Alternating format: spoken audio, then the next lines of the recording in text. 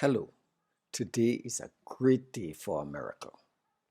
Thank you for taking a walk with us into this world of miracles where we explore a series of spectacular incidents that took place during the life and times of Jesus Christ. I'm Reverend Ronald Nathan, and I'm the minister of the Hogard Amy's Hand Church in Jackson, St. Michael, in the nation of Barbados. A miracle is an extraordinary and astonishing happening that is due to the presence and actions of God. The miracles of Jesus Christ gives us a glimpse of his compassion, his identity, and his future plans. These culminate in our exclamation, "Oh my God." And so these are OMG moments. The miracle we're exploring today is Jesus' feeding of at least 5,000 people found in Matthew 15, verse 32 through to 39. Jesus calls his disciples to him and said, "I have compassion for these people.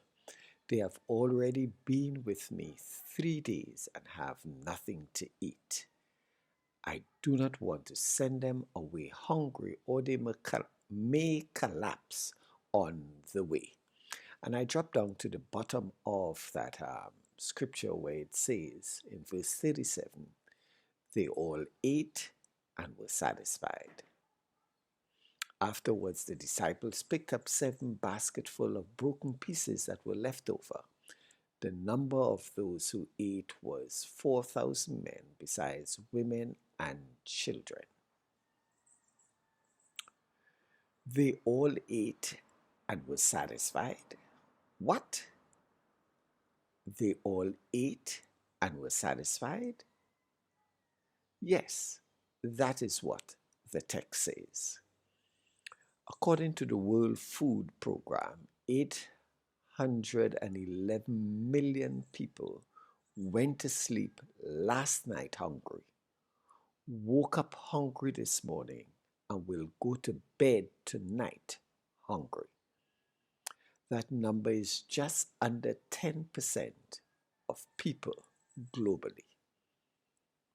In giving his disciples a template for praying to the Father, Jesus prayed, "Give us this day our daily bread."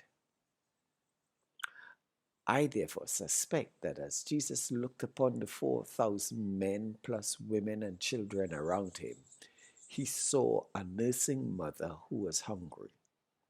He saw an elderly man unable to walk due to his weakness from hunger. And he heard crying children who were experiencing hunger pangs in their empty stomachs. He was resolute.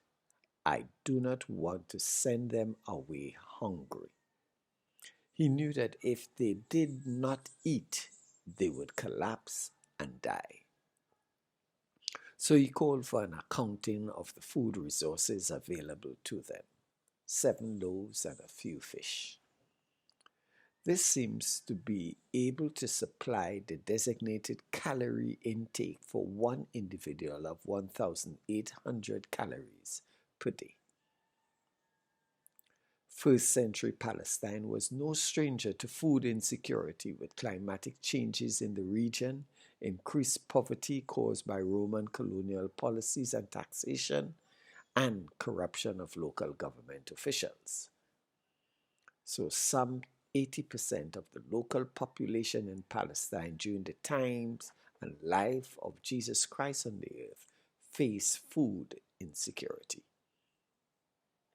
With a small meal in his hand, he lifted his head to heaven and prayed to the Father, "Give us this day our daily bread."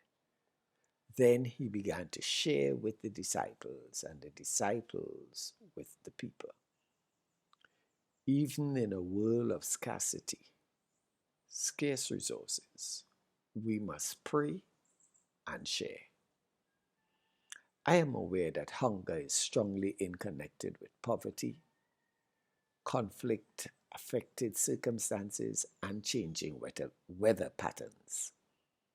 However, the words of Jesus Christ in his teachings at the end of the end times states the fact that the nations of the world would be judged not by their promises at the United Nations Assembly, but by their actions.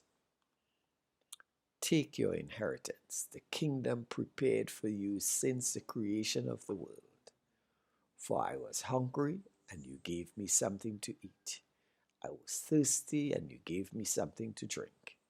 I was a stranger, you invited me in.